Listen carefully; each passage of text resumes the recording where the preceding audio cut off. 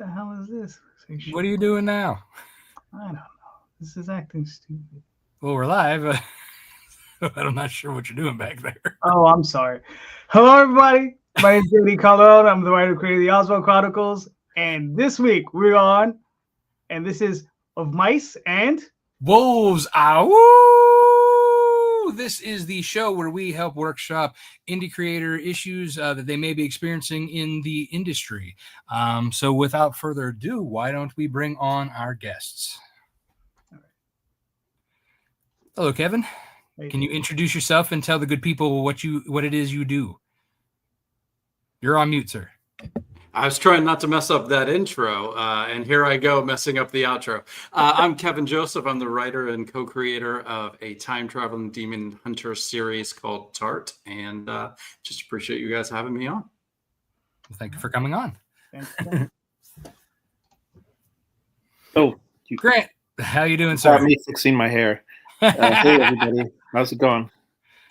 Good. Go ahead and tell the good people who you are and what you do. So my name is Grant Lankard. I am the creator, writer, sometimes artist of multiple comic books, Beowulf, Memoirs of the Morbid. My newest comic book is League of Cryptids, and issue 2 is on Kickstarter currently. And I will actually send you the link for that. Cool.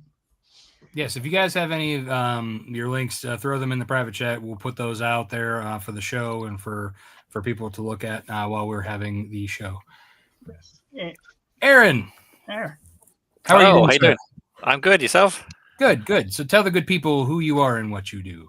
My name is Aaron Wroblewski. I'm writer, creator of various comic series, Enenra, Blood and Fire, and its sequel, Ice and Bone. And my current supernatural horror, Amor Patris, which is currently on Kickstarter now with issue 2. Very nice. And are you in the States or are you across the pond? I'm in the States, but I'm from across the pond. All right. I just wanted to make sure because sometimes with the hour difference, you're in your wee hours of the night sometimes if you're over that way. Yeah. No, I'm officially in Kentucky. Have been for 5 years now. Oh wow! So we're ahead of you in the time frame. Yep. And Aaron has some funny stories about Kentucky. I'm sure Kentucky has a lot of stories. No comment. can't prove it. There you go. Fair enough. All right. So usually we go clockwise, but Kevin, do you want to go last, or did you come up with something that you want to work through? So my thing is just about figuring out how to find motivation and focus during some dark times. I've got like 9 things going on around my life right now that are more important than comics, is what I'm told. But I also need to keep this ship sailing. So I guess it's kind of like how do you guys, when stuff is coming down hard and they really are super important, like how do you keep your motivation to hit the marketing, hit your writing goals, hit your communication? I think that's probably the thing that is the most honest and truthfully of what I'm working through right now. Okay. All right. So Grant, do you have any kind of questions for Kevin to kind of clarify a little bit more? No, I guess I kind of had an addendum to that question. One of the things that I've been working at is, we're kind of in a dark time right now, and it's been really hard for me to get, people to stop thinking about the dark times and think about my comic book. You know what I mean? So for me, that's a bigger issue than getting motivation, because I feel like when I'm in a dark place, I like having something to take my mind off of things. But yeah, for the past week and a half or so, it's been very hard to get anybody to listen to me. It's not only been very hard for me to get people to listen to me talk about my comic book. I feel like a whiner, like complaining about it, because it's like, Jesus Christ. Yeah, I mean, I know you guys don't want to get political, but I mean, we have a guy in the Oval Office who already has tried to overthrow the government once. Well, how do you not just spend all day worrying about that? Well, Grant, hold on. Let's do, because yours is an addendum, so I think it's a separate question in and of itself. It's a separate situation. So let's deal with Kevin's question first, and then we're gonna come back, and then we'll go to yours next, and we'll worry about the person who is going into the Oval Office, later. Okay, so I guess to answer your question, Kevin, my advice would be. Well, we're not getting into the advice yet. This is question time. And then we get into the advice. Yeah. The way the format works is that we're gonna ask you guys, like, you're gonna present a question. We're gonna ask you questions to clarify. So, like, I don't know, like, why do I keep hiding in this closet? I'm like, well, like, well, did you open the door? Yeah. So I guess a good example for Kevin, question wise, for clarification, you said you have 9 things that are more important. Is this like coming down from like family, the wife? Is this like just all things I can't talk on a public podcast about? They're very important. They're serious. They're real, and they are taking a lot of my attention and focus, and yet I know that I need to do it. Unfortunately, no, I'm not going to tell you guys what it is. I love Rob. I know you very well, and I love you to death, but I can't talk publicly about these things. So, which is fine. That's fine. Yeah. So okay. I guess then I guess a good clarifying question that you might be able to answer, out of all the time that you haven't been able to put in, is there times or is there like an hour here, an hour there, or are you able to get up a little earlier, stay up a little later? Like, is there any times you're able to like kind of squeeze some stuff in here and there? I definitely do try to squeeze things in. It's an energy thing at some point. I'm never going to get up early for anybody in my life. I will stay up late. I will stay up late, and I do try. But there are times where 9 o'clock you try to sit down to do something, and it's just the energy isn't there. Now, one thing that I have learned in the last year is I don't try to fight it anymore. I don't try to. Because I'm not productive at that point anyway. But yeah, I definitely do try to get in a 20-minute writing sprint, a 20-minute update. It's stuff like that. My buddy Justin knows one of the 9 things, and it's Florida State's football season. No, that's not one of the real serious things, but it hasn't helped. It hasn't helped. It's funny. I didn't know what that meant. And I thought, excuse my language, but I curse on the show. I thought it meant fuck shit up. Maybe. I mean, either way. maybe I need to start doing that. Maybe. Okay. Aaron, do you have any clarifying questions? For Kevin, not really. I mean, if he doesn't want to, if he can't get into the nitty-gritty details, then I'm not pushing for anything like that. So I think kind of there's not really many questions you can ask without. Yeah, I apologize for giving you such a closed-ended thing. About the only thing that I can give is Grant. Look what showed up today in my mailbox. That's you, right? Awesome. Yeah. That is him. So I can give you one good thing that going on this week is it came perfectly good. So that's number 10 of the not writing currently. He's busy reading. Yeah. I just it's how do you guys find motivation during exhaustion? How do you find motivation when things are twirling is, I guess, my real question. Well, I do have a couple of clarifying questions for you. Mm-hmm. One, do you work out? Have very much tried in the last 3 months to get back into doing that. An injury happened, which has kind of curtailed that a little bit. But yes, I'm trying. Okay. And then the other portion to that is, are you eating well? Better than I ever had in the last 30 years. Yes. Okay, good. I'm actually, nutrition is actually super good in the household right now. Good. Okay. Okay. Does anybody else have any more questions, or shall we just go ahead and jump into it? I think we should jump into it. Okay. Sounds good.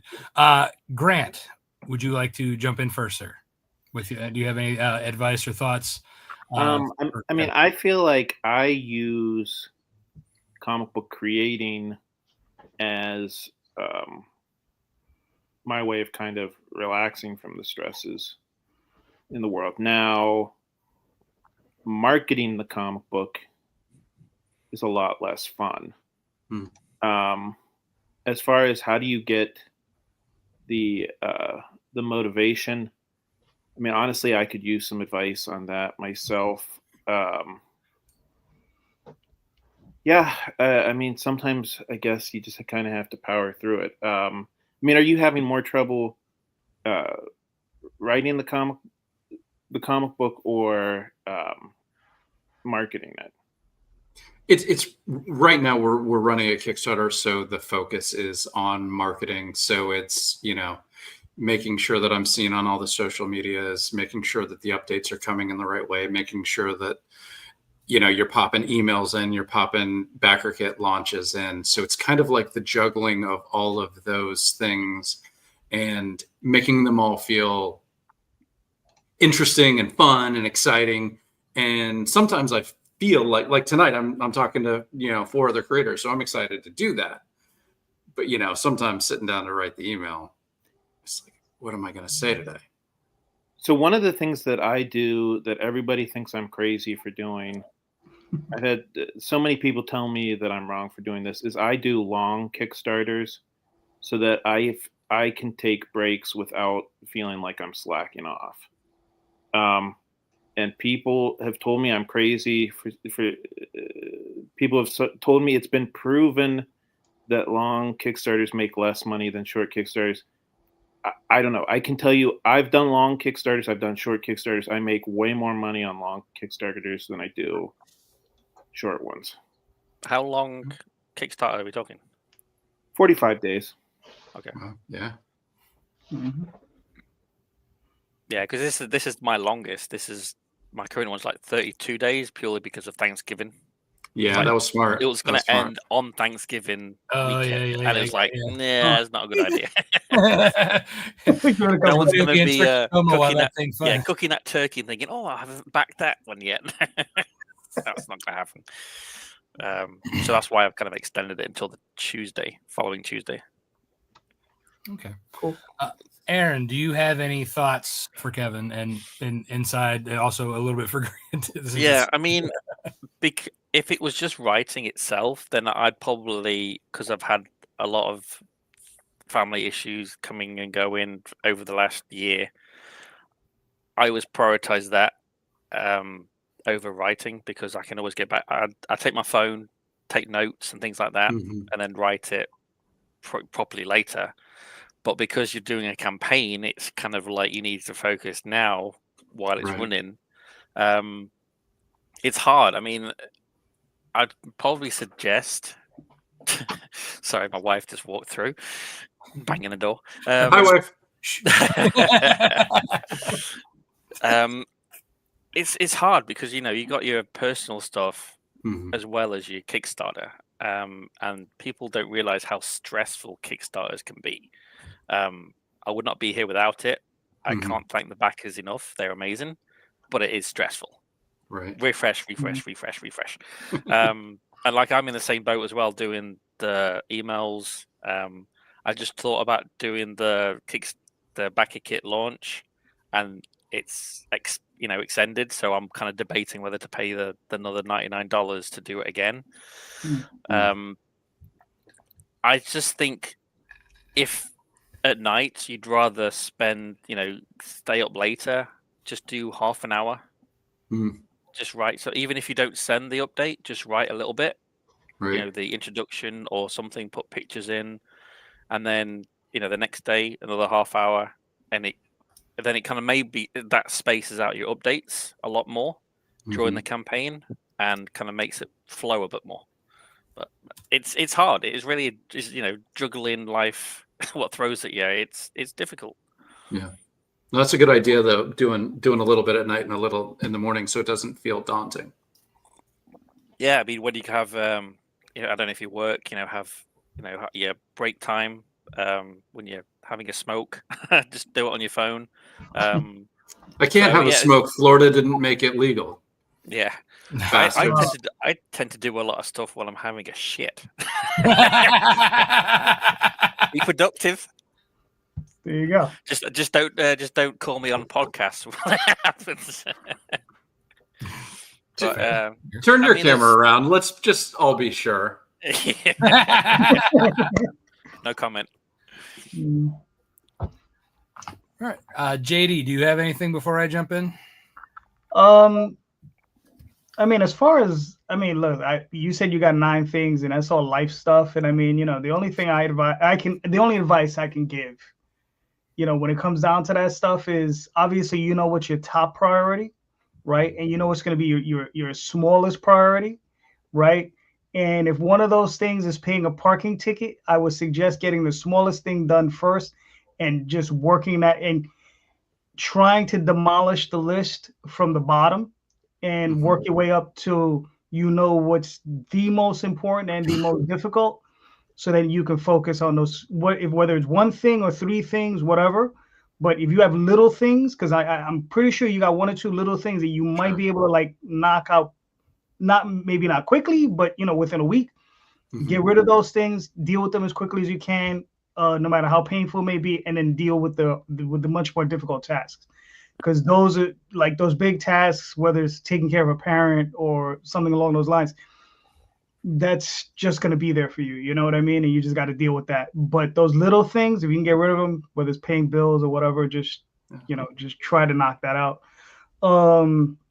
As far as creation goes, I mean, Aaron is right. Whatever little time you get. I mean, I always suggest trying to get in at least an hour a day.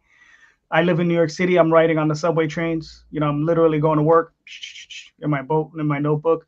Good luck for me trying to read it afterwards, but it works out. So, but yeah, that's the only advice thing. I like that, crossing out the little things. That's a good idea. Yeah, it's kind of like the whole people trying to get out of debt with credit cards. Like if they have a bunch of credit cards, they say hit the smallest ones first, and then that way you can compound throwing more on the bigger ones later. Right. So it's that kind of same concept, is and it also and this is what Tyler James told me way back when I was feeling pretty swamped, way back when I first joined Comics Launch. He's even just the little task, if you check that off, you get a little bit of an endorphin, boost. You're like, oh yeah, I got some done. Now get a little bit more oomph in your soul, and you can kind of keep doing the small things. The more you check off your list, for me, I always keep this, little notepad here. I have a whole, I go through sticky notes all the time, but I'm getting the little stuff done first, and then jumping into the big stuff. Boom, boom, boom, boom, boom. I mean, there's, more and more little stuff come up, but the fact that you're getting that off your list, it does feel good, and you feel like you've accomplished something, even with if it's a day or a week or even a month. Span will get stuff off that list.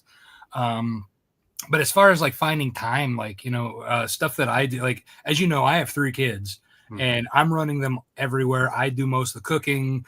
I work a full-time job. I have to deal with animals. My wife's got it made. She's literally the queen of this house. So, I'm just nonstop going. So caffeine is my friend. That's a big thing that keeps me going from early in the morning till late at night. Kevin, I know you say you don't want to wake up early for nobody, but that's all right. Just then drink some coffee in the afternoon so you can have that extra boost in the end. There you go. So that also when I'm taking the kids to all these different places, if I have to wait for them for like whatever, or if I have to like drop one kid off and then go wait at another, like at the school to pick up another one for football or basketball, if I have to wait like 10, 15 minutes, boom, I'm on my phone. I'm constantly sharing out shit. I mean, you see me all the time online, right? So like I'm constantly like boom, boom, boom, boom, boom, boom. Or like I also another thing that you might want to consider, and you know, I don't know if like, you know, like maybe looking at somebody like Heather Ellen or Nita Lanning, who are relatively cheap for an entire campaign. They will help push out your stuff for you. So that way, like if you feel like, oh, well, I'm slacking today, but they're pushing it out for me. Yeah, no, that's a good idea. Because right now, I work with both of them, and I set up a Trello board. You know, like basically just the same. I have templates and the Trello board's nice because I can easily go back and edit everything. So like I have a Snowpaw one, I have a Nightwolf marketing one, you know, and then I just edit the numbers of the campaign and the dates, and then basically rehashing the same thing. I mean, my covers may be different, but really the themes are basically the same, right? Or even just a few things that I got to tweak, like, oh, this page does this instead of this. You know, like just little things like that to save yourself time.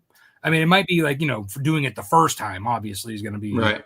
You know, but like once you have like a templated system or even a spreadsheet with like all of your stuff, it makes it easy. And same with emails. Like you can like that helps for like blueprints for emails, or like, you know, for me, if you've noticed, like a lot of my emails are very similar during my campaign time because like I'm doing the same things. I have milestones, I have stretch goals, I have full moon bonuses, I have like all these things that I basically do every single campaign that I just rehash for the emails. You know what I mean? So like saving yourself time to have to, instead of come up with a whole new email, you know, obviously you got to put a fresh take on it, but like it's still, if you're using that same kind of templated system, you know, another thing Tyler told me when I first joined, you know, like set up your templates, create once, use often. There you go. Cool. Now, as far as motivation, I do have one more kind of thing for that. If anybody doesn't mind, if I jump in again. So as far as motivation too, like to, you know, to get them the things done for marketing, this and that. Think about it this way too. I also look at it as I have a team that I'm trying to keep going, right? Like, so Carlos, Mog, Bruna, Dave Lentz. I mean, he's got enough work, but still, I'll throw him some. And then and Gat Melvin, you know, like so. Basically, Carlos, this is his only sequentials. This is his, you know, for me, like he has another like job, but like this is his, like I'm basically helping sustain his family down in Chile, right?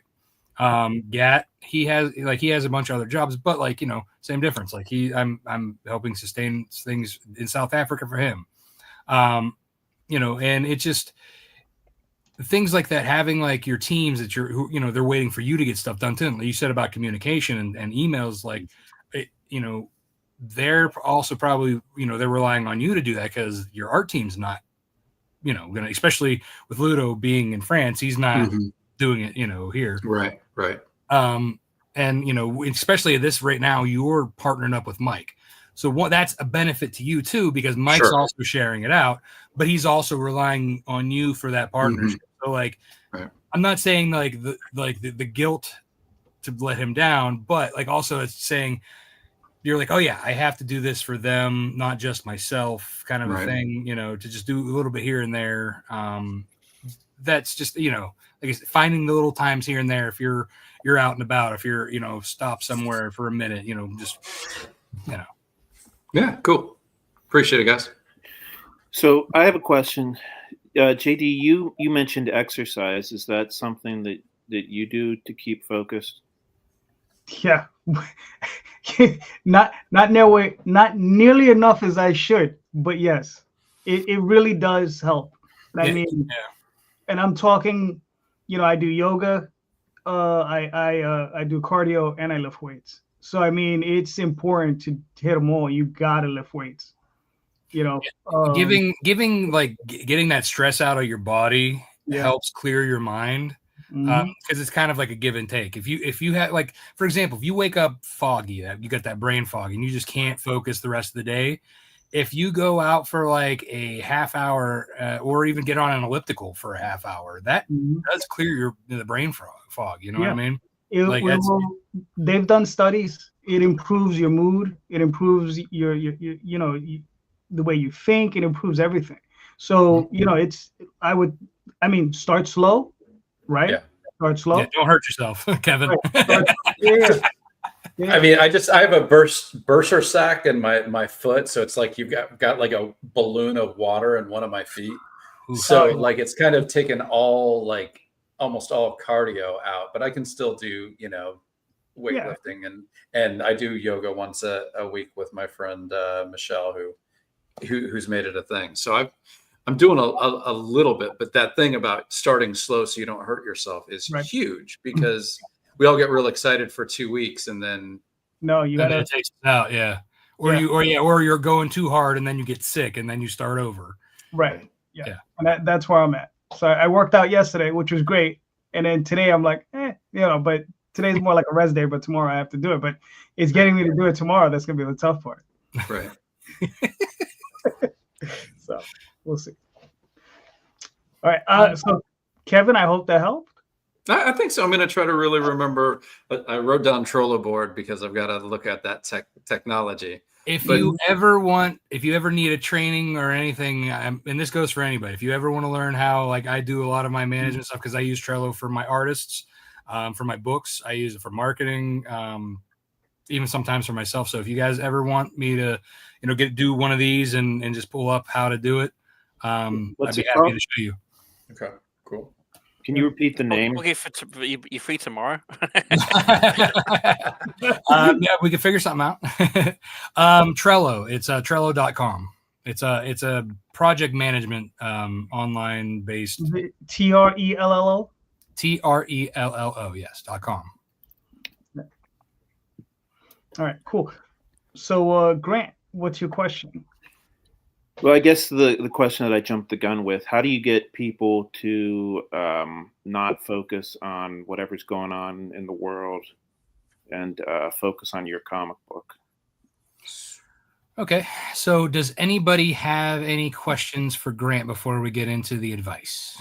I do have a question. What are you trying to give them that is different than what's going on in the world for them to possibly, not all of them, pay attention right now? You mean in terms of my marketing or in terms of the product? Marketing, because you're in the marketing right now. So what are you working on that could be a nice warm shower away from the cold rain outside? Okay. Yeah. I mean, I haven't tried that strategy yet. So you're saying kind of do like counter programming? Well, I'm trying to ask you a question so I don't get yelled at, but I think that will be my advice when we get to that point. Yeah. See, he knows. I've got to be yelled at plenty of times. But you've been on the show every time. You're a host. Listen, man, I got a lot of things going on, Sometimes I just want to answer the damn question. Look, I've caught myself as well. It happens. It happens. So anybody else have any more questions? Aaron, do you have any questions for Grant? I suppose it's the obvious one, is the what you're trying to distract people from, but I presume from the earlier comments it's the big P word, and trying to stay away from that because you don't know who's listening, and people get very defensive, I'd say, about certain topics. Well, I think we all know what he's talking about. But what are you trying that you feel isn't working? Well, I think a big thing for me is that social media the past week has kind of been useless. And I think a lot of people are either staying off of it or just want to focus on one thing. May I ask, do you have an email list, or do you do most of your marketing social media? No, I have a newsletter. I have been putting out. I have put out, I think, 2 newsletters since last Tuesday. I also do backer kit. I've sent out 1 backer kit.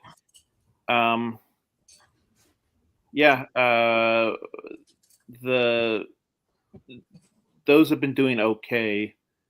I mean, it also could be the idea that maybe for whatever reason this Kickstarter just isn't taking off like past Kickstarters that I've done, and maybe I'm trying to scapegoat the election. I don't know.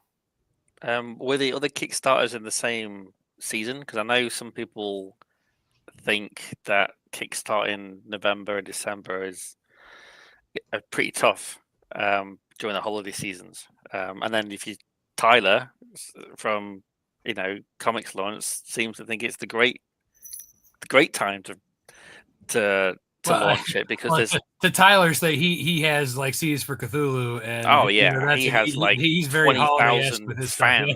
Yeah, I've got like maybe 50 if I'm lucky. Yeah, well, so, I mean, yeah. So for Tyler, like he also has said, you launch when you prepare your audience. So it doesn't matter in his mind when you launch, as long as you prepared your audience. Yeah. Any more questions before we jump in? JD, anything? No, I think I just got answers. Okay, so Aaron, you want to go first with the answers, and then we'll jump over to Kevin, JD, and then I'll go last. I had an idea, and I know it's gone. come back to me. I'll think I can grab Kevin, it. Go ahead. Okay. So my advice is for all of us who are running right now is to know that just about half of the country is super happy, and probably so happy that they're not really paying attention to crowdfunding, and about half the country is very upset, and probably so upset that they might not be paying attention too much about crowdfunding. So part of my question and part of my advice is our job is to give all of them something fun to leave their island of whatever they feel about last week, and do that thing that brings them joy that has nothing to do with the actual big world. And I think it's a little bit about just keep hitting our thing, and when they have the time and energy and focus, hopefully they'll come to us. So that's my thought, and that's sort of what I've been trying to do in the last week. Yeah, I think I remembered cross promotion is what I try and do a lot more now. Social media is just dead. I mean, I get the few likes. Most of the time, it's the same people like it, which is great. It gives more, their followers and friends see it. But it's most of the time, it's marketing experts who like it, comment on it, things like that. So, huge quote marks for marketing experts. Now, are you saying that that's just in the past week and a half, or are you saying that just in general you don't feel like? I mean, definitely the last couple of months. Yeah, I've been feeling just been social media has just been non-existent. I'm even using Threads, the Instagram thread, just going through, looking at comic threads, commenting like, if you like horror comics, check out this, blah blah blah. I've got a few. I may have one backer from it out of probably hundreds of thread tweets, whatever they're called. Now, do you think that the social media guys have just perfected that algorithm to the point where you have to pay to play? Yeah, and you have to pay a lot. Yeah, because you think about it, like when they do Expanse or the June all you see on social media is their adverts for the comic. They must be spending thousands on these adverts, and it's insane how much they spend on it. But then they have the backers and the money revenue coming in to do that, where little old me can't afford to do that. So I did Facebook ads a long time ago for I think it was like $50. Mm-hmm. Did nothing. Yeah, I mean that's I've only ever done Facebook ads once, and like you said, it was for so little money. Yeah, you just get swallowed by the rest of it. So I will speak a little bit to Facebook ads. Not saying to spend a lot of money, because that's definitely not something I do, but I do run ads actually every campaign, and sometimes before the campaign leading up, to kind of open those social channels. For example, through my Lone Wolf Comics leading up, I do the free issue of Night Wolf if you subscribe for my email list. So I'll run that for about a couple weeks to a month prior to the campaign, and I'm doing bare minimum spend, like $5 a day, spreading out like a $200, over a couple hundred weeks or a couple weeks, Yeah, that's a lot of money, actually. Yeah. But I'm capping it. So, but really, my spend, I don't think I spent more than $250 before the campaign. So it's just basically, like I said, I'm doing bare minimum just to kind of keep the floodgates open, if you will, that Facebook is allowing my business page to have. And this past time, so I did that, and then my entire campaign, I had an ad running, same difference, $5 throughout the whole campaign. I think I set that at a $300 because it was a longer time period, just to make sure that I wasn't spending a lot, but I got to the end and I almost spent that $300, but I didn't go over. So it's budgeting something very small and making sure that you just have that like $5 a day, just to kind of give them a little bit of the taste or whatever. But, and I found that my organic posts, so usually mine don't go more than 25, 30 for my organic or whatever.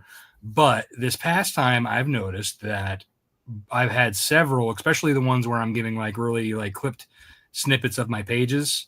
For example, there was one where it was just like a big hero shot of Snowpaw. I had over 1,100 reactions, and that's likes, hearts, laughs, whatever. And then that was more I've had several that this past campaign that this happened, and I'm like, what's going on, And I kind of went back and started looking at some of my stats throughout, all my campaigns. The more that I had, ads running or whatever, I've noticed that I did have a jump in likes. But not only is that, but it's also bringing people to your page. That how if you have people who don't follow you but like a comment, and you can have them follow you. If you have a business page or an artist creator page or whatever.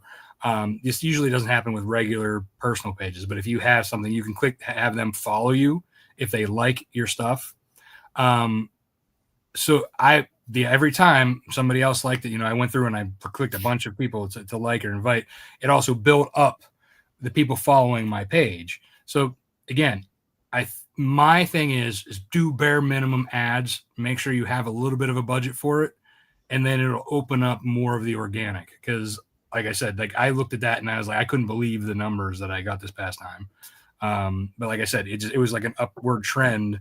The longer I had ads running, the more and more organic likes, and like I said, that was probably the most viral I've ever had was this past time.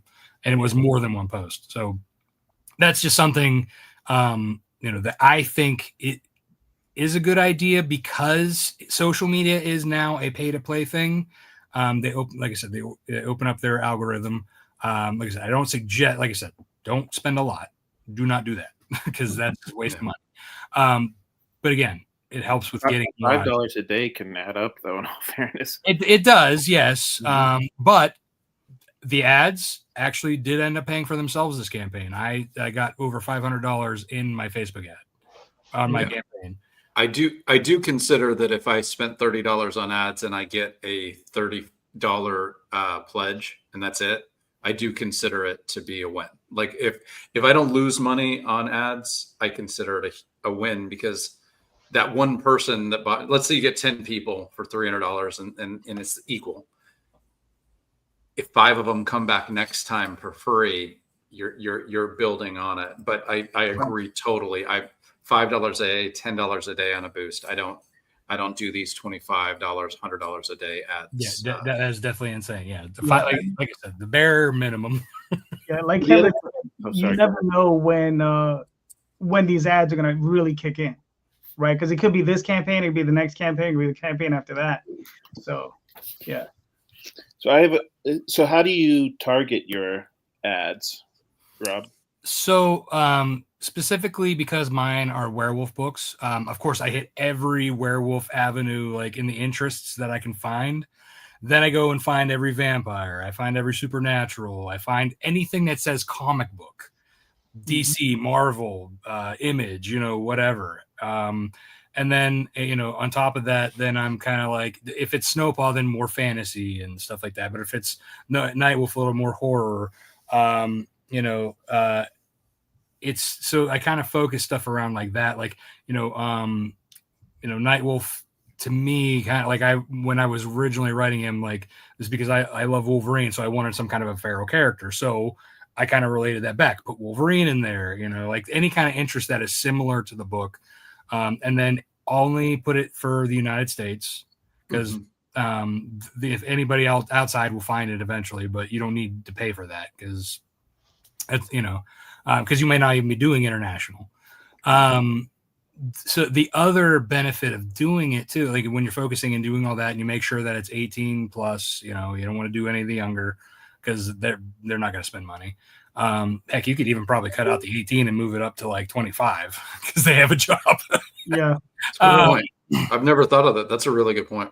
But like, so you, you have all that stat set and I make sure that like I save that audience because I reuse it and make sure you have your Facebook pixel for your page embedded in your Kickstarter. Because that also helps to tell the algorithm, the likes, the interest and all that stuff. And that's kind of like how you to set it up initially. Make sure you also have like really good images too and really good taglines. And I set it up with traffic in mind, and then I set the URL to kickstarter.com/werewolfcomic, or that they can visually see, and then throw in a quote or whatever description, just trying to get like the most bang out of it. I use Kevin's quote all the time, the high octane werewolf story. That's like one of my favorite ones that I use regularly. But yeah, so I mean, like stuff like that, that's a good way of setting it up. You want to definitely make sure you're hitting your audience, because remember, they're cold, but you want to warm them up. You want to warm them up with stuff that hits that, like thinking about as a fan, what catches your eye, right? That's kind of like got to be like the way we think about things is, as a fan, what would catch our eye? What are we looking at? What do we click? Why are we clicking? Right. So that's a big part of it. And then there was another point that I was going to make about having it run, and then I totally just kept going. All right. But yeah, that's essentially the setup and how I run those. And when I'm really, really, really lazy, I just look at a post that I do on the Tart page that I think looks cool, and I'll just boost it for 3 days to my audience and my audience only. Yeah, and it's just reminding my people, hey, we're out there. Yeah. You like me, I like you. Here's the campaign. Yeah, yeah, and I mean you look at one of your most popular posts. Boom, there you go. You boost that, and it goes out to more eyes, and it also opens up the gates. Another point that Nita had made to me, she gets flagged a lot on her campaign for like showing like some certain covers because it's either over sexualized or whatever. I'm going to knock on wood because now that I say this, I've never, even showing the same cover, never been flagged, right? But I had mentioned that to her, and she said, well, you pay them, because of my Facebook ad. So she's like, you could sue them if they block your account because you're actively paying them. So that's another thing, is that you can show a little bit more things that are kind of like on the border of like the guidelines, because if you're paying them, they want you to keep paying them. I always think that too. I mean, Nita's just one of them, but I mean, I have a couple different friends who are constantly posting on Facebook. Oh, I'm just getting out of Facebook jail again. This is the third time this month. And I'm sitting there thinking, like, am I that squeaky clean that I've never said anything offensive? I find that hard to believe. I got banned from Facebook for 30 days because I was posting too often. Because I was doing the same stuff, or were you very? Yeah, because I was copying and pasting on different groups. You need to vary, make it variations of what you're doing. That's I was very in the middle scammy. of a campaign. I was so gutted. You got to vary that stuff. That's the other thing. You got to play their game too. Like, you got to post every day, right? Even if it's just a little thing. Something we learned from Carissa, or was it Nita, or somebody said, you just post questions. Don't even put any links. Just something relative, like, do you like werewolf comics? I can guarantee it's Carissa. Yeah, probably. Well, I know Carissa because she's great at asking questions. Right, but that's the thing. If you ask questions and people react to it, but that's the thing. She doesn't always do it towards her stuff. Mm-mm. Right. So I started doing it at the beginning of this campaign. I started doing it focused on comics, werewolves, supernatural, vampire, like anything like that was related to my stuff that people were reacting to, you know what I mean? So that they're seeing my stuff, so that's something to do, like, and Grant, you have a very long campaign, right? So one, that might be good in one aspect, but also bad in another, because people are seeing the same stuff for long periods of time. And if, like you said, if you're taking a break, if you're not at least scheduling one thing a day, the algorithm's going to stop. You got to boost it back up, right? So even if you're taking a break yourself, you should always have something scheduled every day. Even if it's a question like that. Do you like cryptids? What's your favorite cryptid? Right? That's a good one. I don't understand how the algorithm works. So you're saying no one does. Nobody. The algorithm doesn't understand how the algorithm works. No. Well, so that's the big issue. I mean, okay, so when you say you have to post every day, or what were you saying, the algorithm? So it's kind of like, think about it as a momentum. Mm-hmm. You have to keep feeding the momentum. And if you stop, you take a break, you have to build that momentum back up. I guess my question is, how do you know that? I mean, from what I understand, Facebook isn't public about. It's not as much as like, so there are like experts out there who put out stuff like information. Nita's going to school for this stuff now. So just picking her brain, or just picking, like, I work with marketers because my full-time job is web and graphic design. So that's what I do all day in my full-time job. So I'm learning from them. To take ideas to use for myself. But yeah, I mean, and that's it. Another thing is, when you have a page, like, for example, like, I have my business page, and then my personal page is no longer personal. It's a creator page, or writer page.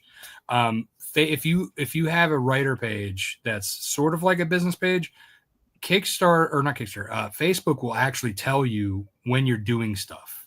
So it's like, hey, you should post today. Hey, you should do this. Oh, hey, you got this mile marker. You need to get one or two more posts to get up to this, and that's when they start doing that. Oh, put the star, or if somebody gives you a star, you make money, you get monetized. Like they're kind of trying to get you up to that monetization level, because they want you, basically making money, so they make money. So that's kind of like, I kind of learned from listening, asking questions, and doing. To go back to your original question, this is going to sound trite, but it works for me. You bastard. Yeah. What I would suggest is try not to focus on the negative. You know what I mean? Just get away from it. You understand? I mean, what happened, and whether it was a car accident or, the election, right? It happened. It's done. You understand? There's no getting around it. It's done. And whatever happened in that car accident, right? Whether it was somebody lost a foot or somebody lost their head, it's done. Move on. You understand? Don't focus on it. Worry about your work. Worry about, concern yourself what makes yourself happy and what makes your friends happy, right? And focus on that. Focus on the good things. That's it. Because I woke up the next day, I looked up in the sky, the sun was shining, the birds were chirping, and the squirrels were doing squirrely things. They did not give a damn, right? So I was just like, yeah, there's hope in the world, and we don't know what's going to happen, right? Hope for the best. Yeah, right? And to kind of play off that too, like, everything's happened, and we all, there's Kevin's got stuff going, I've got stuff going, JD's got stuff going, Aaron's got stuff going. Everybody has like the personal things that we all go through. Comic books are a relief. They always have been my go-to to get away from things, right? So whether it's reading your book, someone else's book, my own book, just doing the process, it's an escapism, right? That's why we do this. It's an escapism. And here's the thing, I would always suggest looking at other people's books, but always buying mine.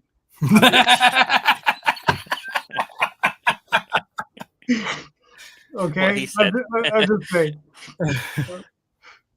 All right, but yeah. So. And for you though, I really like that advice. If you need to take 30 minutes away from this and be angry and sad and whatever and feel those feelings, there's nothing wrong with compartmentalizing the negative if you can get it out. And like the exercise is a great way. I've really been thinking about it, but a great way to do it. But you don't have to, saying there is hope and you don't have to be down is really great advice, but you don't have to pretend everything's perfect either. You just have to compartmentalize where your emotional release is. And if that's screaming into a pillow for 15 minutes, scream into a pillow for 15 minutes. Do it. Yeah. Well, there's also the element of control. There's nothing you can do about it. Right.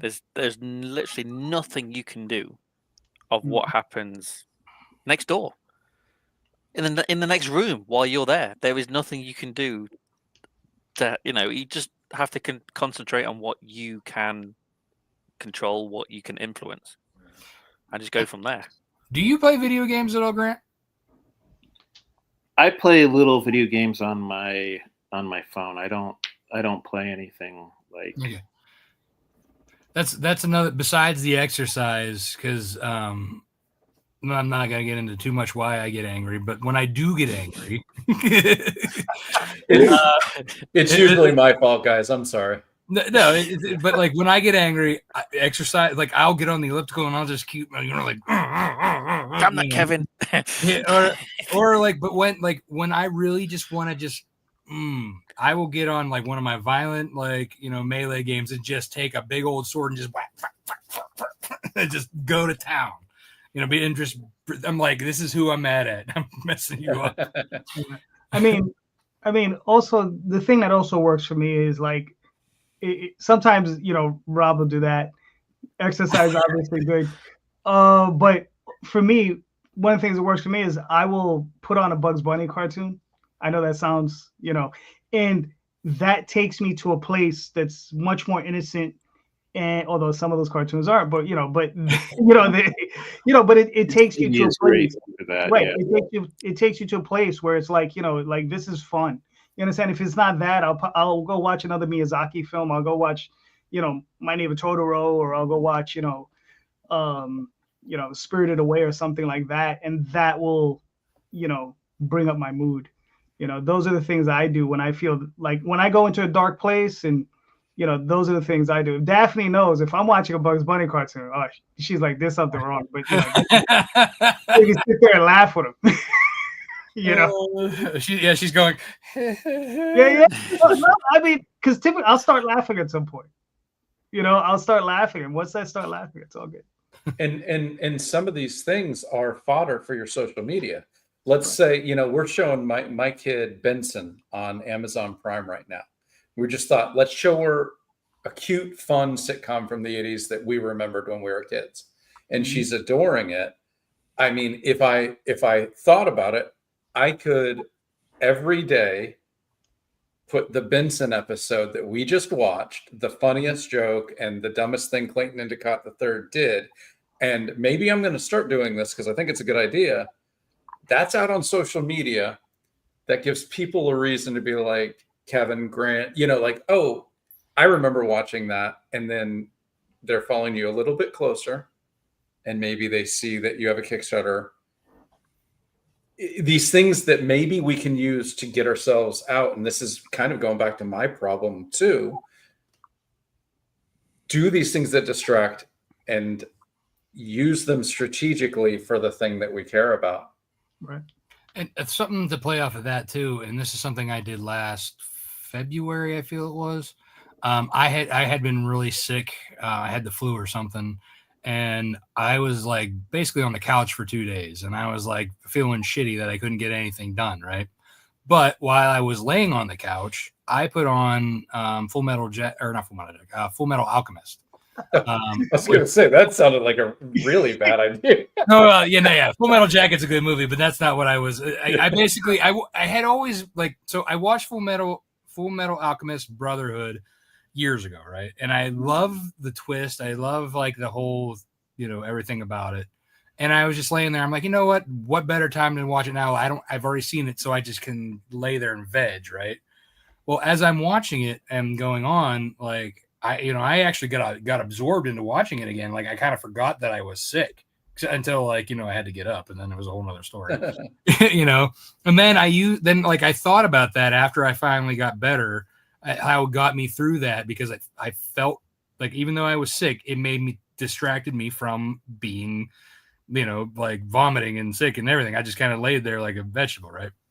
But when I was better, I wrote an email. I wrote a social post about how what I'm telling you right now, basically how this is storytelling at its finest. I want to do that. My purpose as a writer, storyteller, is to take you away from what's most bothering you, as this escapism. So it was for me lethargic, and I was trying, and I expressed that in the email and in the social post. And it was one of my well-received emails and just non, promotional email or posts, you know what I mean? It was just stuff like that, Yeah. Getting back to what you love about what you're doing, right? Things that inspire you, right? Just get back to that. If you're feeling, disheartened, get back to what inspires you and get lost in it again. Yeah. I've just started Andor again. I'm on episode 5. Kick ass. Love that show. There you go. All right. So, Grant, hopefully this helped. I don't know. Only you can answer that question. Yeah, I feel like you guys gave me so much information. It's going to be hard for me to. You got to rewatch it. Yeah. That's the beauty of it. Yeah, just rewatch. Yeah, rewatch and write down notes. Take notes. Yeah, I might even take up doing a Facebook ad or two, just to see what happens. Yeah. Yeah, just and when you go back to doing your posts, give them the escapism. Be excited about your book again. Give them something to jump into and be escape from all this darkness. Right. All right. So, Aaron, sir, what do you have for us? Actually, you've already answered it. Mine was marketing. All right, our job's done. No. Yeah, it was. I All was right, end the stream. Yeah, I hate marketing. I'm not a marketing expert. I hate it. Every Kickstarter I launch, I'm always hopeful it's going to be funded in the first week, and it never is. And then I'm stressing for the rest of it. So, and this one is a relaunch because the first time didn't fund. So I'm I'm even more stressed. So it's marketing. I just hate it, but you have to do it because that's the name of the beast. Yeah. All right.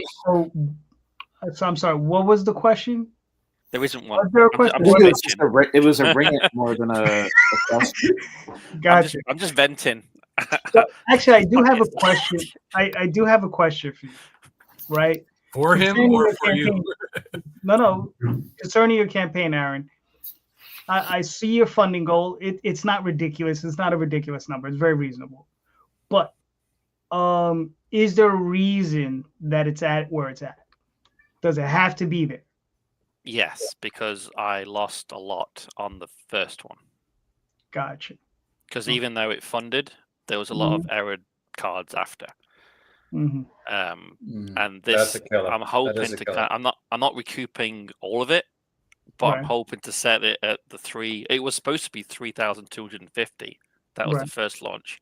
Didn't make it, so I dropped it to like just over 3,000. And even then, I'm hoping to keep it to around 3 to 325 to slowly keep up, because the artist has dropped his per page as well. Trying to get this pushed. Steady. I don't know. Maybe it's just I just don't have the fans for this type yet. Because my Blood and Fire and Ice and Bone is doing really well. I mean, I've just completed the fulfillment of issue 1 of Ice and Bone.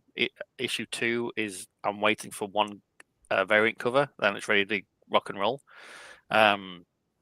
So maybe I'm just kind of hitting this too early in my writing career, and it's just I just don't have the fans to kind of launch it. I'm not sure. I mean that's something to think about too. Is that like your fans from Ice and Bone or Blood and Fire, like they may not translate over. They're not. There is a few, but not as many as I hoped. Because the last one I had was it 137 backers, which is really, really amazing for me. And not many of those have transferred over. Even a few of them have actually commented that they love my writing, they love Ice and Bone. This one's not really for them. So that's fine. I'm not going to force you to spend your hard-earned cash. I'm not going to, shine a light bulb in your face until you back my. Though I would if I could. What did you do prior to lead up to try and build the audience for this particular book? Like I said, social media.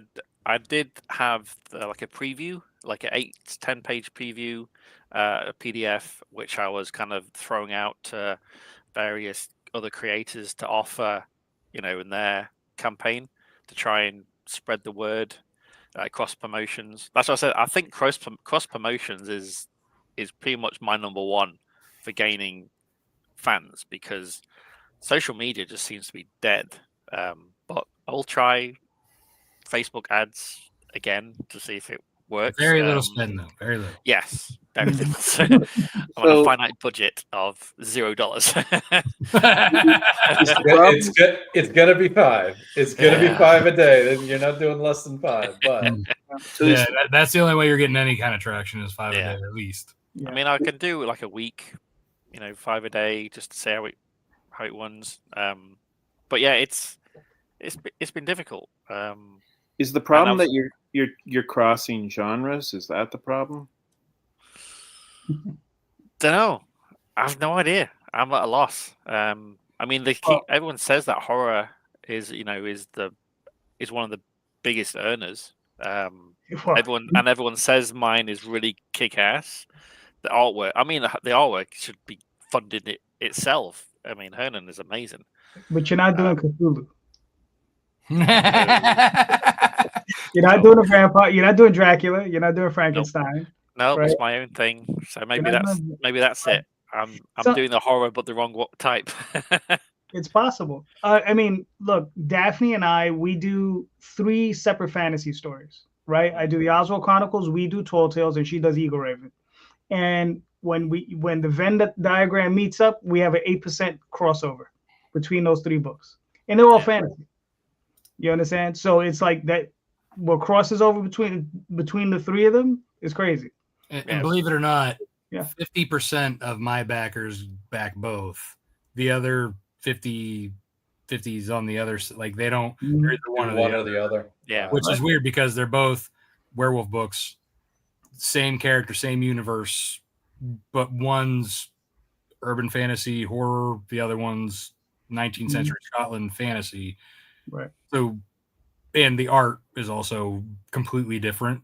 So that's another thing. Again, it's just building up that audience prior to launch. And I also think, like, with not just because of the election, but in general, like this, I've been noticing this. And I've launched for the last 2 years. I've been launching 4 campaigns a year. I've noticed that the dead zone has been more dead. So if you don't get it right off the beginning, like really close to funding, it's going to be a slobber knocker because you're basically getting very bare minimum. So it's like spike, nothing, little spike at the end. Yeah. You know what I mean? Yeah, it didn't help that one backer was cancelling and pledging, cancelling and pledging, cancelling and pledging. I'm like, oh my God. I had that. Yes, there was a lot of that too this past campaign. I was like, "What are you?" Yeah. So, I mean, do you guys think that? Sorry. No, go ahead. Do you guys think that? I mean, every time you do a new title, you're basically building your fan base from scratch. Yes. Yes. For the most part, yes. Mm-hmm. You have some diehard people who are just going to support you, Grant. Mm-hmm. But we're talking. He said 8% for the 3 titles.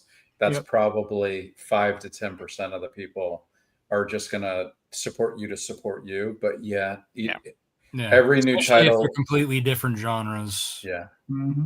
And then also, not all the people who get 1 will come back for 2. Correct. Sometimes they'll wait and come back for the trade. Yeah. Mm-hmm. So it's that's really annoying. I'm guilty of that. I'm very much guilty of that one. I will buy a first issue and then not buy any of the other books and wait for the trade. He's a trade waiter. This one up here. Trade waiter.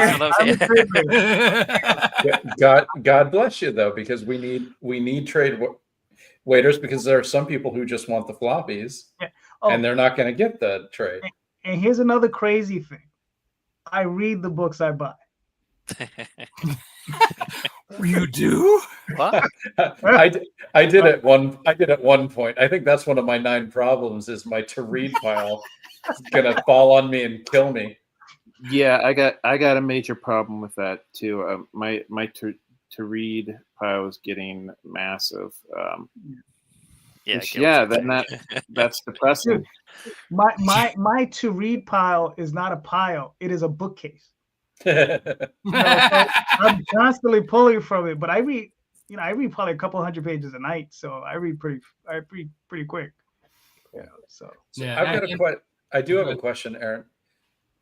What is the most fun and the least fun marketing you do? The 2 things on the opposite end.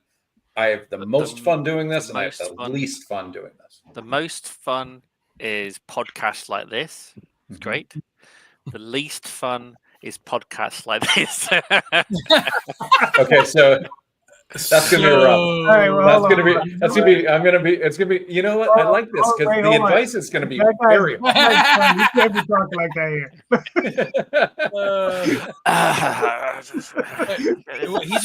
Did he take JD Rosario's place? Yeah, I know, right? No.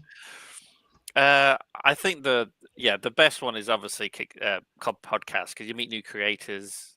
It's a good laugh. I used to hate them because I get nervous and stressed about coming on and talking shite because not many people understand what I say because I speak proper English. But the worst. Just because you can pronounce the letter T doesn't mean you're better than us. I think the worst is posting because I just run out of ideas of what to write, and I just seem to be doing the same thing over and over and over again. Like check out my Kickstarter. Here's the same picture I did yesterday. So something that might help with that. Yeah. When you're posting, don't just go out there and say, "Hey, check out my Kickstarter." Think about what, like, you have obviously log lines, right? You have blurbs, you have things that you can use from your Kickstarter page that you want people to read to kind of catch their interest, right? Start out like, using mine as an example. I always say, hey, do you like stories about supernatural creatures, werewolves, vampires, blah blah blah, question mark. Then you'll love, whatever your title is, your log line. Go into like what people will love about it. Like, why should they read it? Don't why should they check it out? Don't just say check it out. That's our job. That's us from, like, when we share you out, we're like, hey, check this out, this cool thing, right? You need to be like the more informative, give them why, ask the question first, then give them the reason why. Okay. Yeah. How can you gamify these posts? And I'm going to give you the example of what I've done. When I'll get up near like 20 backers away from 200 or 300, I will go on Twitter and I will literally say, I have I have 13 backers to 300. And then I'll go on Google and I'll get a picture of Dan Marino and I'll say, Dan Marino, number 13 of the Miami Dolphins, threw for 432 touchdowns, which was a record until blank. Can you get us up to 12 backers to 300? And then I'll find another athlete with the number 12. And I've just gamified getting to 300. It has nothing to do with my comic. It's getting people to notice that I have a goal. It's silly, it's different. And one time I just did it with the Sesame Street characters. Just found Elmo with the number 9. I found that there's a bunch with the count. And it gamifies it. It makes it fun for me. So if it's fun for me, it will be more fun for the people who are, trolling through their oh, wait, why is Kevin putting Elmo on? And you know what? And I'm in the dead zone. I get more backers quicker when I'm doing something stupid like that than when I'm really going, guys, this story is so important to me. And that's important to do. But that silly little thing I do, gamify it, make it fun for you somehow. And it breaks up the different things, like that way you're not just repeating the same thing over and over again that people are like, okay, I saw this already. Yeah, that's kind of what the vibe I'm getting. It's just a repeat, and it's like that old proverb: if you get like this, doing the same thing over and over again, expecting a different, response, it's insanity. So that's what I'm feeling like. I used to have a lot of hair, and now nothing. I mean, I get that.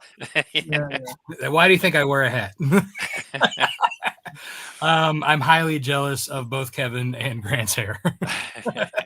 Sorry. I mean, it's pretty great. You're right.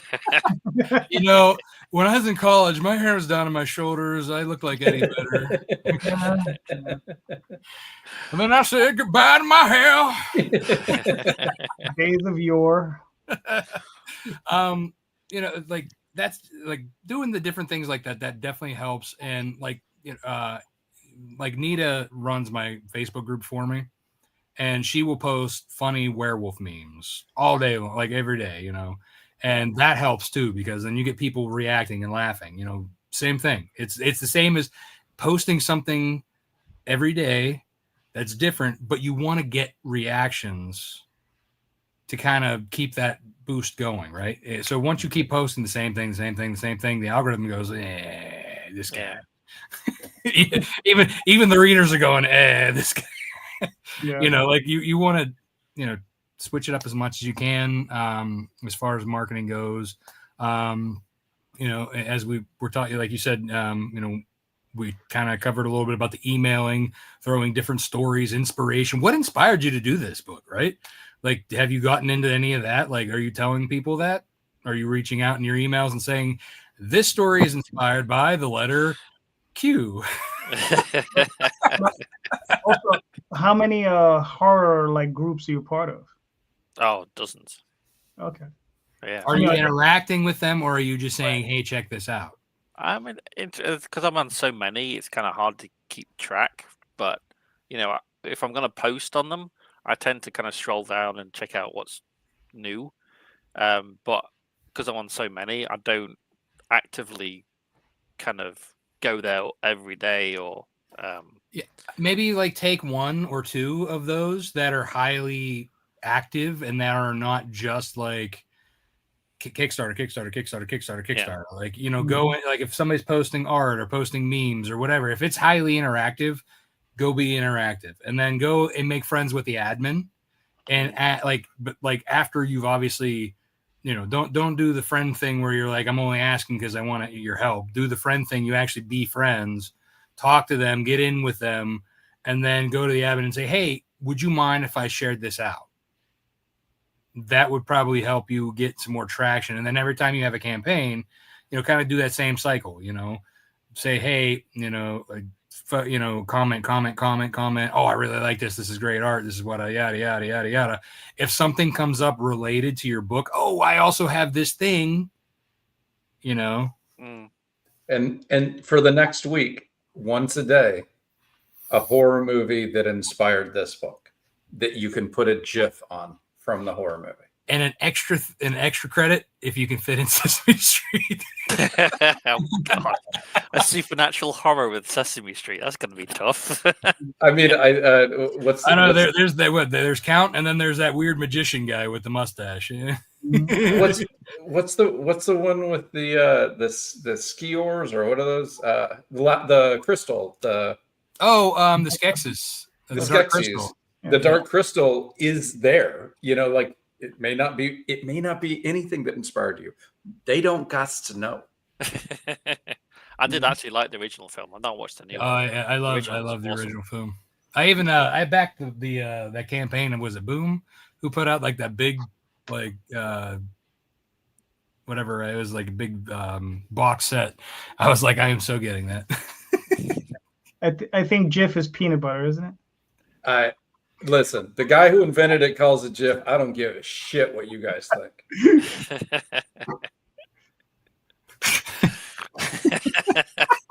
I'm serious. Call it GIF all you want. The guy who invented it called it GIF. I don't give a fuck. He's like, I don't GIF. I don't GIF. This is where the political ends, and it's like GIF or GIF. It's like this is one of the problems. There you go. There's your next post. Do you say GIF or GIF? GIF or GIF? GIF or GIF. 9 problems and a GIF ain't one. I'm stealing that. That's going to be my first post tomorrow. See, and look, we're having fun with it, right? Yeah. Like this is silly shit that people will laugh about when we're posting stupid shit. Yeah. Yeah, I think I'm a GIF or GIF. I think I'm a GIF. We don't have to vote on this, guys. Yeah, we are. We're voting now. We got 5. We're gonna win this. Well, he apparently wins because he speaks proper English. Yeah, that counts as at least 4 votes straight there. So I'm sorry. Any country that pronounces aluminum or aluminium is wrong. Sorry. Aluminium. Sorry, dude. It's aluminum. Sorry. And spell color right. We do. No, you don't. O's, an R, an L, and a C. Listen, you guys added the U to try to be French, so don't give us any of that shit. Hey, don't get me with the French. I mean, you invited the French to save your ass during the War of Independence. Hey, a Frenchman saved my ass on my comic book, so I'm all about the country of France. Hey, listen, I've been to Paris. I didn't have not one bad meal there. So yeah, that's nice. They're good in my book. They're good at food, and they're good at art. I promise you, they're good at art. They're good at art. They eat snails. Yeah, they make some great comics. Yeah. Oh yeah. Listen. I'll give you this much, Aaron. The Brits, they make good comics too. Yeah. No, it's true. The Brits, yeah. Listen, we got Alan Moore and Grant Morrison from them. So. We have a few. We got a few dozen. You know. Love those guys. We're Now, just not I gotta, confident at it. I gotta bring you. I sometimes do twice a year. I usually do a European podcast. It's mostly the British guys I bring over, and I get into the debate with them every year over aluminium advertisement versus advertisement every year. Schedule. Yes, Schedule, yeah. Wait, I want to know where there's an F in lieutenant. How do you feel about privacy? Privacy, yes. Yeah, privacy. It was actually funny because he was actually in our me and my wife, our vows was we won't argue about pronouncing things differently.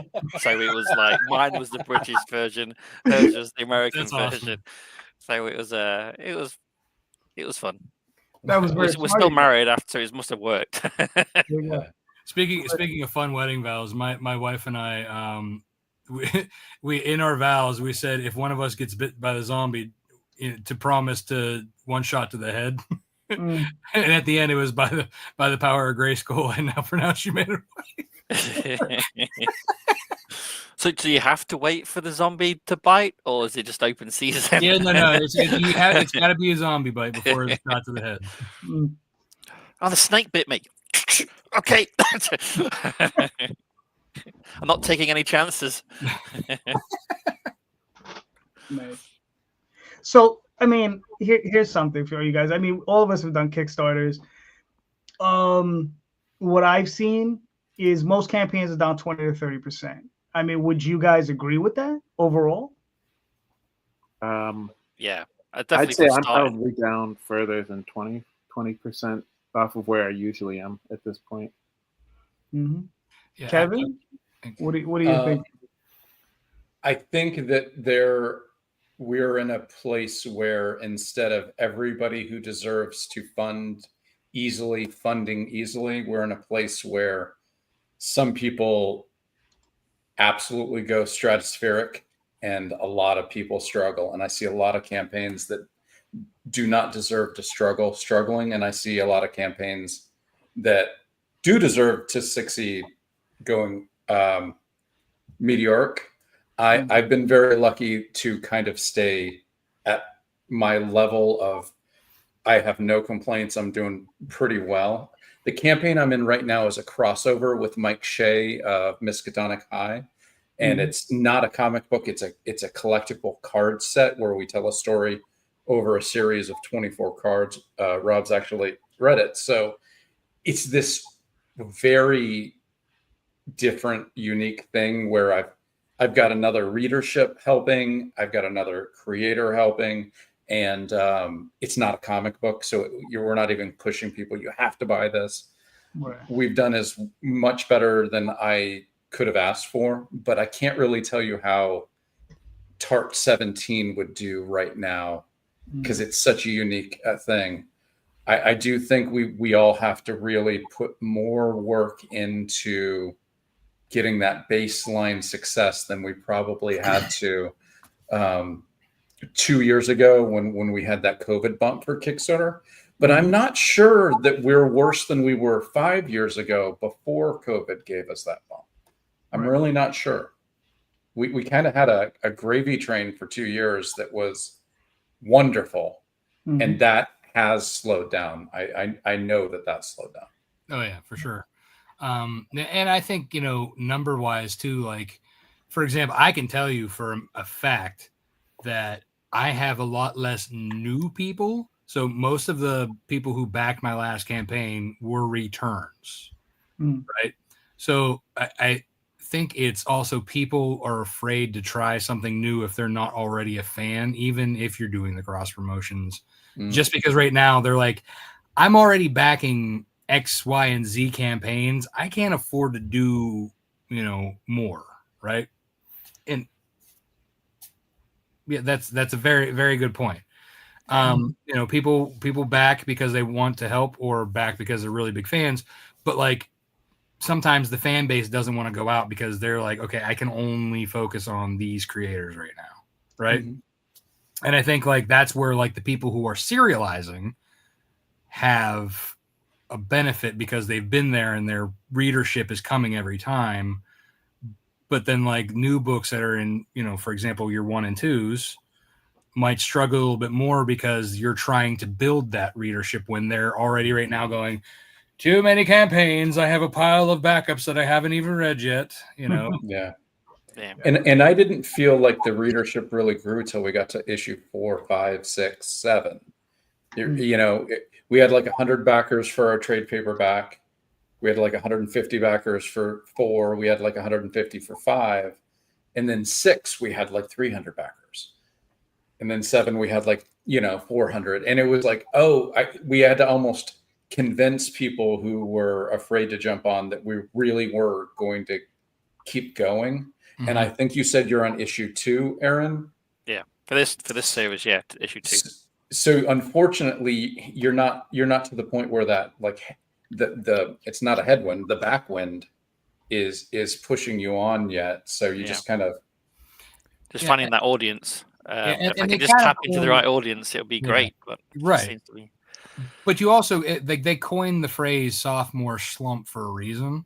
Most issue 1s always, because it's an issue 1, right? Then people are like, okay, we'll see if issue 2 does and issue 3 comes. So you're kind of gonna go like that till as Kevin said, till you get to 4, 5, 6. You know what I mean? Or even if you have like a full story arc, or then you got like guys like this one over here waiting for the trade. Yeah, it's the scripts are all complete. There's 10 issues total, so it's a contained story. So yeah, it's just getting there. It's the problem. But I mean, so now I think I'm doing better than the first launch, which is always good. But again, the goal is slightly lower, so it could be about the same. Yeah. Stress. Who needs it? Yeah. I mean, one of the things I'm thinking about, and this has absolutely nothing to do with this show. One of the things I'm thinking about is, again, I mean, I've been on IGG before, right? It was Indiegogo. I'm thinking of going back and just trying that again. I'm thinking of, there's there's Crowdfunder. The Backer Kid has theirs. Zoop, and then what's the other one? Fund My Comic is another one. I don't even know that one. Yeah, that's a newer one. That's Luke Stone and Randy Zimmerman's, right? Yeah, well, it's Luke Stone's. Randy just helps. Isn't it more difficult though to change platform because my fans, backers are on Kickstarter? Well, think about what you just said, right?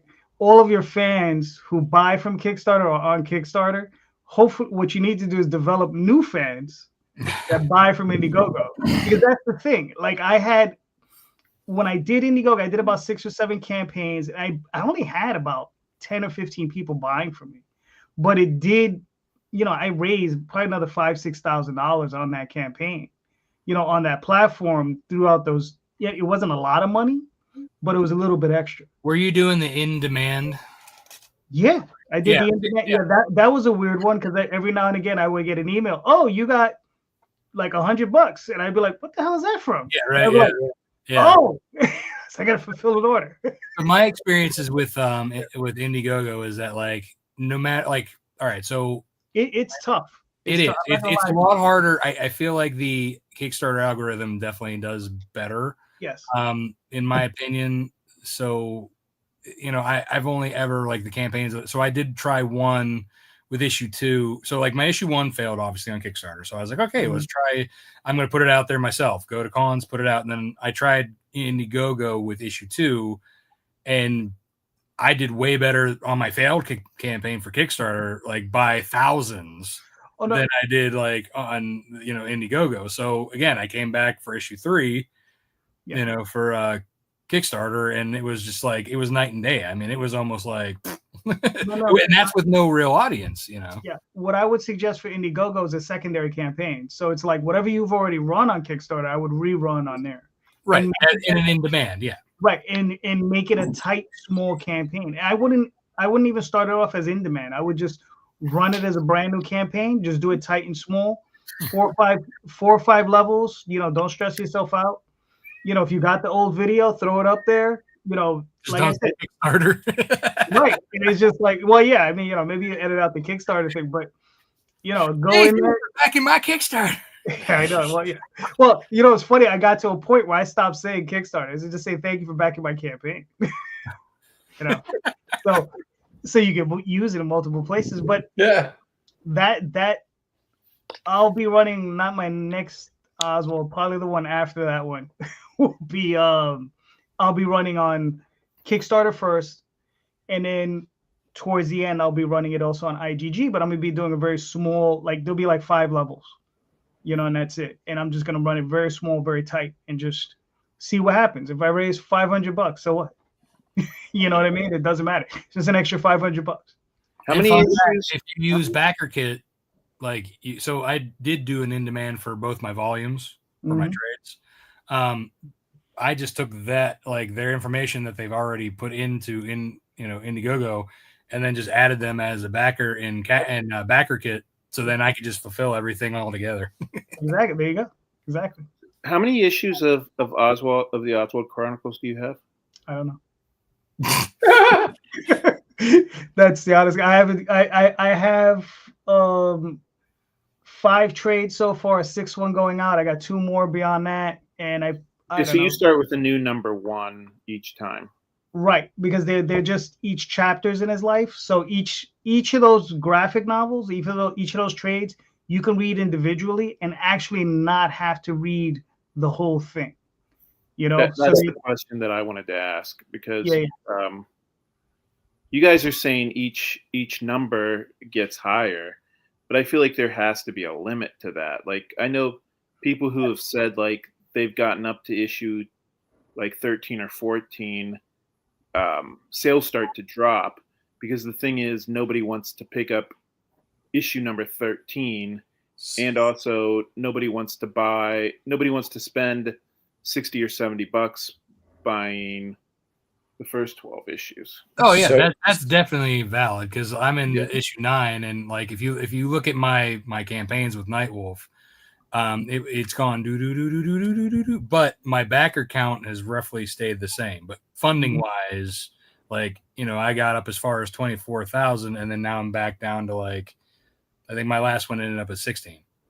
So there is, like, the higher you go, it is going to be a harder buy-in. But I also kind of like gave a little bit more of a discount on top of my catch-up tiers, because I wanted to try and encourage new readership. But you can only discount that so much. That conventional wisdom is 100% true in a comic shop, like no question. On Kickstarter, it's less dramatic.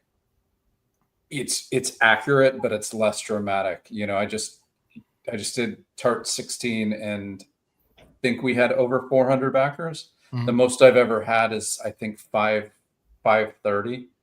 So yeah, 530 is more than 400, but I'm not going to ever complain about 400 backers. Yeah, like as long as you have like an average like backer count, you're still good. Like I said, but again, going back to like the funding, that's I think where you see it more so. Mm-hmm. Yeah. And yes, catch-up tiers when there were 4 issues, definitely you're getting 20, 30, 40, 50 people. Catch-up tiers when there's 16 issues, you're getting 5 or 6. So that's accurate. But you're selling 16 issues, that's actually funding your campaign as much or more than the 20 or 30 people that were getting 4 issues before. So I guess my question is, why do the bigger number? Why not start with a new number 1 when you get to the end of that? That's a personal choice that when you're doing it the way JD is doing it, it is the only way to do it. That he is right. That is a guarantee. But I have to say the Oswald Chronicles confused the shit out of me. I'm like, do I have this? I don't even know what's going on right now. That's why now I send out checklists with all of my because I need to recheck, because I'm pretty sure I have doubles of something. I'm like, trucker. Now, I before I lose he's right, because his graphic novels don't need that. You could start a new number one with every arc you do and make each one a limited series of 4 issues or 5 issues and just start over. You could absolutely do that. Or you could choose to just every issue is a number and let your people go. I don't think there's a right or a wrong there. Yeah, that's something, like, again, being the personal thing, my personal peeve about starting numbers over, like, I hated when Marvel did that. Like, do you remember, like, when they were up into, like, 500s of, like, Thor and Spider-Man, and then they, like, started everything over at new numbers, and I was like, no! Well, when Marvel and DC do it, it feels more like a gimmick. Mhm. Like, when you've got 400 issues of Amazing Spider-Man, and then all of a sudden they're like, nope, we're coming out with issue number 1. Mhm. And it's like, what's so special about this comic book? Like, Yeah. No. I mean, to me, that's a gimmick. But I'm saying with Beowulf, there's 6 issues of Beowulf that tells a complete story. That's what I tell people. I tell people you can read issues 1 through 6, and it's a complete story. I am working on a prequel, but you can just read these 6 issues without reading the prequel. Right. Yeah, and that makes sense to change the titles then. But, like, for example, with, like, Kevin and myself, my story arc ends at 12, but it continues because it's an ongoing series. So it introduces the next story arc, but it continues. So for me to say, oh, I'm going to start at number 1 again after issue 12, to me doesn't make sense, because it's a continuing story. It's not a complete cutoff. And then several years later go by and something else happens. You know what I mean? It's going to be like, boom, we're continuing. Yeah. See, here's the thing. Here's the difference. See, Rob and Kevin are real smart. I started in the middle of my story, and I worked towards either end at the same time. And it confuses the shit out of me.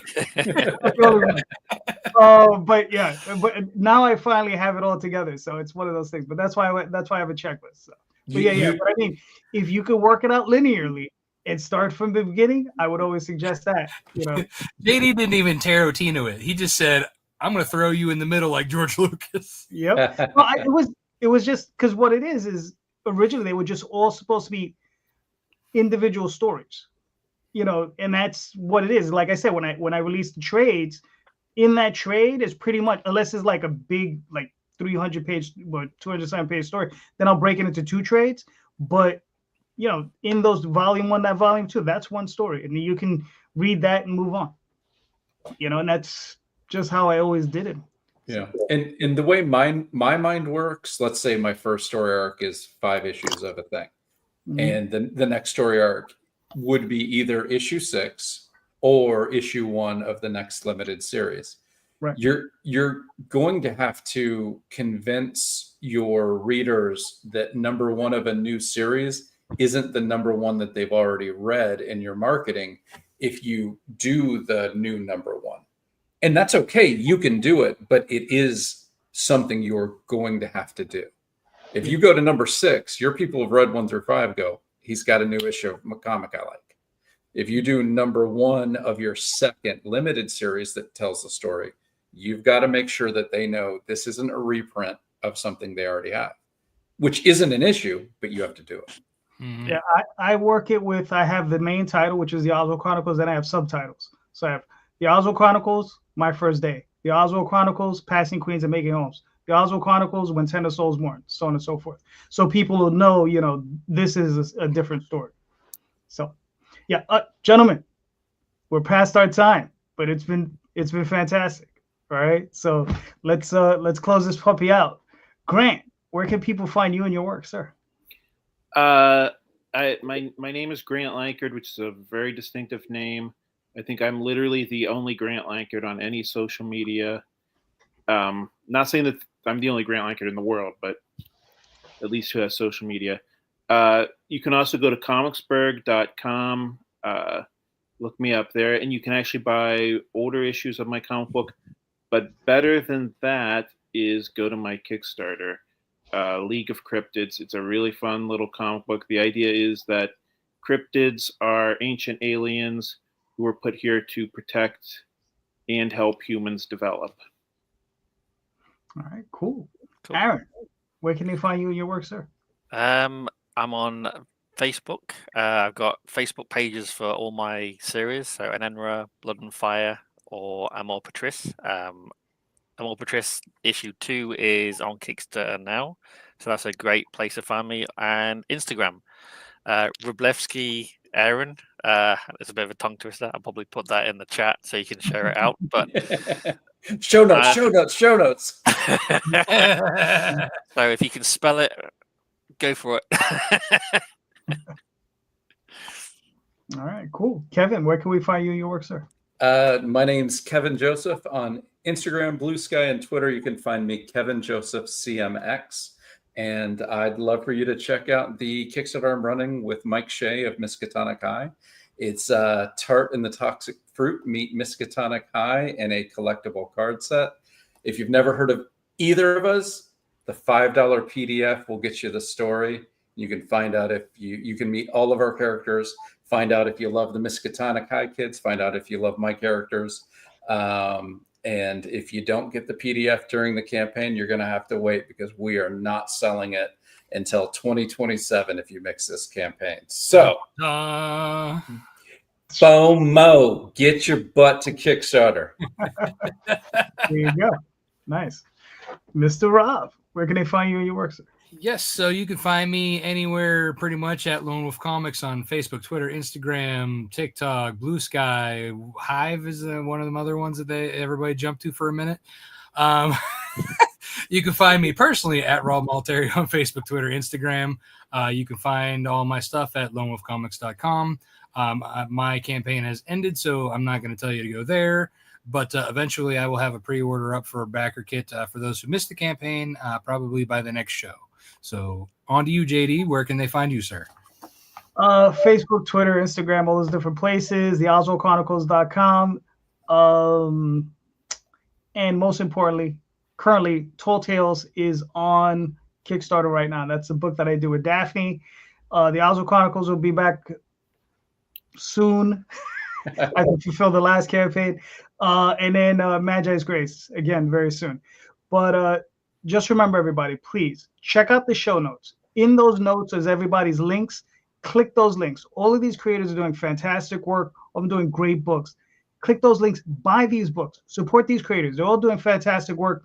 You know, and I mean, just go check them out because they're great stuff, right? So just remember, everybody, buy more indie comics, especially ours. Have a good night. Thank you and have a good night. Good night. Thank you.